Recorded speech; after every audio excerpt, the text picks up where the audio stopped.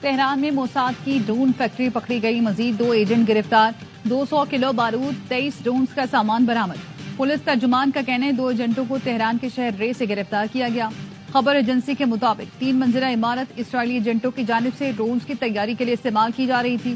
اتوار کو البرز سے موساد کے 2 ایجنٹ گرفتار کیے گئے تھے۔ موساد کے لیے جاسوسی کرنے والے اسماعیل فکری کو پھانسی دے دی گئی۔ ایران کو کسی صورت جوہری ہتھیار حاصل کرنے نہیں دیا جانا چاہیے۔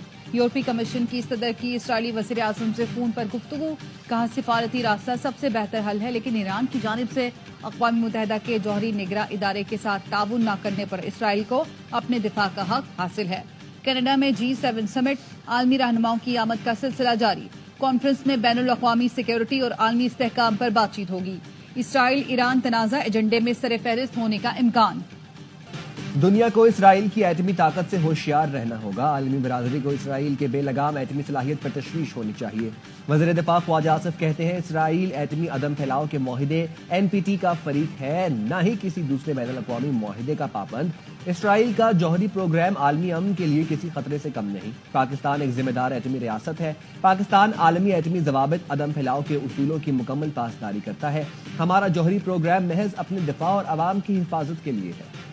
ایران کی مختلف یونیورسٹیز میں پھنسے پاکستانی طلبہ وطن واپس روانہ۔ 80 طلبہ ہورمزگان میڈیکل یونیورسٹی اور 97 طلبہ زنجان میڈیکل یونیورسٹی سے وطن واپس روانہ ہوئے۔ ذرائع نے بتایا تہران میں پاکستانی سفارت خانے سے 3 بسیں روانہ کی گئیں۔ زنجان سے بھی طلبہ کی 3 بسیں پاکستان روانہ ہوئیں۔ ہورمزگان یونیورسٹی کے 9 طلبہ اپنی مدد آپ کے تحت وطن واپس آ رہے ہیں۔ ایران کا صبح اسرائیل پر ایک اور بڑا حملہ، مختلف علاقوں پر 100 سے زائد میزائل داغے گئے۔ وسطی اسرائیل میں 8 افراد ہلاک اور 100 سے زائد زخمی ہو گئے۔ مجموعی طور پر 22 ہلاک، 300 سے زائد زخمی ہیں۔ حیفا کے پاور پلانٹ میں شعلے بھڑک اٹھے۔ تل ابیب اور بیت یام کی کئی عمارتیں کھنڈر بن گئی۔ بن گورین ایئرپورٹ بھی ایرانی میزائلوں سے نشانہ بنا۔ آئل ریفائنری اور اہم سائنسی تحقیقی مرکز ویزمان انسٹی ٹیوٹ کو بھی نقصان پہنچا۔ تل ابیب میں امریکی سفارت خانے کو بھی نقصان پہنچا۔ ایرانی میڈیا کے مطابق میزائلوں نے کامیابی سے اسرائیلی اہداف کو نشانہ بنایا۔ پاسداران انقلاب کا کہنا ہے تازہ حملے میں نئے طریقے استعمال کیے گئے۔ نئی تکنیک سے اسرائیلی دفاعی نظام خود کو ٹارگٹ کرتا رہا۔ پاسداران انقلاب کا کہنا ہے اسرائیل پر مزید تباہ کن حملے کریں گے جو اسرائیل کی مکمل تباہی تک جاری رہیں گے۔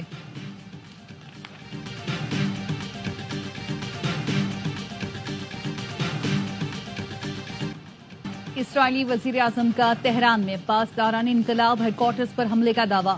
پاسداران انقلاب کے انٹیلیجنس چیف جنرل محمد کاظمی اور نائب حسن محقق شہید۔ اسرائیل کا تہران میں ایک رہائشی عمارت پر حملہ، 5 افراد شہید، متعدد زخمی۔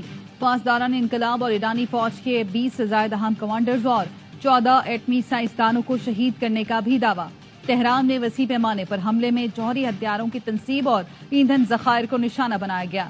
ایرانی وزارت صحت کے مطابق اسرائیلی حملوں میں شہید افراد کی تعداد 224 ہو گئی۔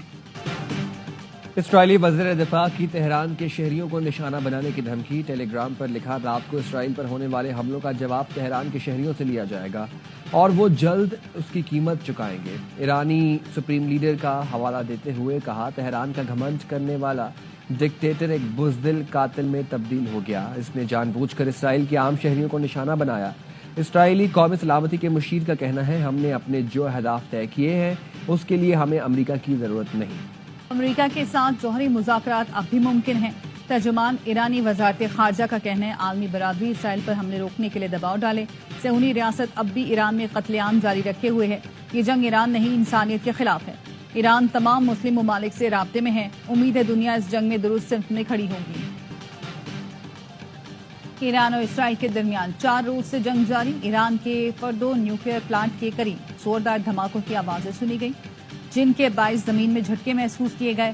ریکٹر اسکیل پر زلزلے کی شدت 2.5 ریکارڈ کی گئی۔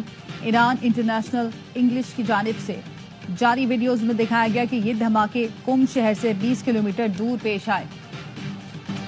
सुप्रीम कोर्ट में मखसूस नशिस्तों के फैसले के खिलाफ नजर ثانی दरखास्तों पर समाअत। जस्टिस अमीनुद्दीन ने वकील फैसल सिद्दीकी से इस्तफसार किया।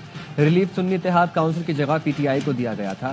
क्या बतौर वकील सुन्नी इत्तेहाद काउंसिल आप फैसले से मुत्तफिक हैं? फैसल सिद्दीकी ने कहा, जी इस फैसले से मैं मुत्तफिक हूँ। जस्टिस जमाल खान मंदोखैल ने पूछा, क्या मखसूस नशिस्तें खाली छोड़ी जा सकती थीं? इस नुक्ते पर भी मुआवनत करें। दुश्मन हमें मारकर मंजर से नहीं हटा सकता। मैदान जंग में गिरने वाले एक हीरो के बदले सैकड़ों हीरो नाइंसाफी, जुल्म और जराइम के खिलाफ अलम उठाएंगे। ईरानी सदर मसूद पज़ेश्कियान कहते हैं, ईरान हमला आवर नहीं, ना ही एटमी हथियारों के हुसूल का ख्वाहिशमंद है। ईरान का हक है कि वो जौहरी तवानाई से मुस्तफीद हो, यूरेनियम की अफजोदगी और जारी रखेंगे। हम जंग नहीं चाहते, ना ही हम हमला आवर हैं। हमारे असल अहदाफ ईरान के फौजी और जौहरी असासे हैं। ईरान का जौहरी प्रोग्राम नुमाया तौर पर पीछे धकेल दिया। इसराइली वजीर आजम का दावा।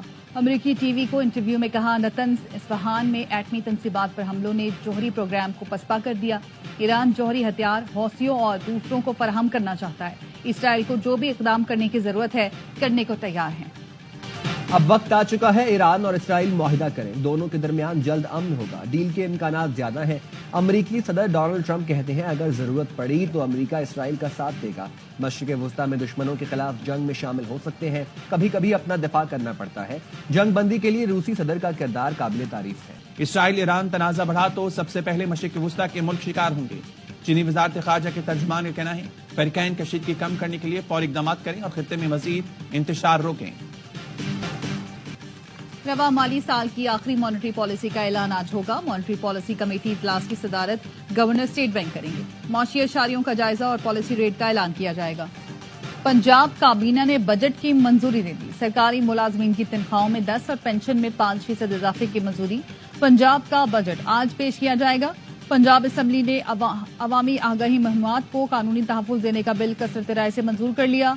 वज़ीर इत्तलात पंजाब अस्मा बुखारी का कहना था, कुत्तों के साथ तस्वीर बनवाना तो जाती तशहीर हो सकती है। अपना घर अपनी छत, साफ सुथरा पंजाब, हेपेटाइटिस प्रोग्राम जाती तशहीर नहीं है।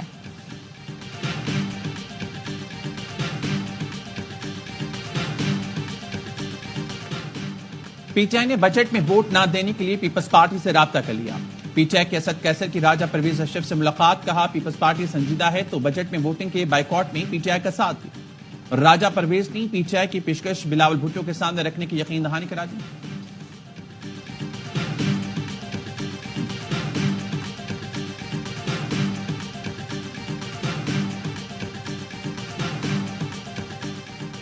सुप्रीम कोर्ट में मखसूस नशिस्तों के फैसले के खिलाफ नजरसानी दरख्वास्तों पर समाअत। जस्टिस अमीनुद्दीन ने वकील फैसल सिद्दीकी से इस्तफसार किया। रिलीफ सुन्नी इत्तेहाद काउंसिल की जगह पीटीआई को दिया गया था। क्या बतौर वकील सुन्नी इत्तेहाद काउंसिल आप फैसले से मुत्तफिक हैं? फैसल सिद्दीकी ने कहा, जी इस फैसले से मुत्तफिक हूँ। जस्टिस जमाल मंदोखेल ने पूछा, क्या मखसूस नशिस्तें खाली छोड़ी जा सकती थीं? इस नुक्ते पर भी मुआवनत करें।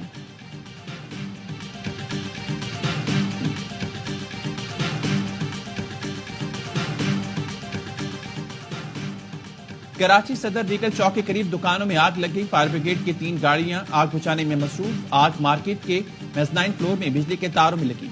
मार्केट के बलाई मंजिलों पर रिहायशी फ्लैट्स को खाली करा लिया गया। और कराची में दोपहर 3 बजे के बाद बादल बनने का सिलसिला शुरू होगा। महकमा मौसमियात के मुताबिक शहर के मुख्तलिफ इलाकों में हल्की और गरज चमक के साथ बारिश हो सकती है। पंजाब, खैबर पख्तूनख्वा, कश्मीर और गिलगित बल्तिस्तान में भी तेज हवाओं के साथ बादल बरसने की पेशगोई।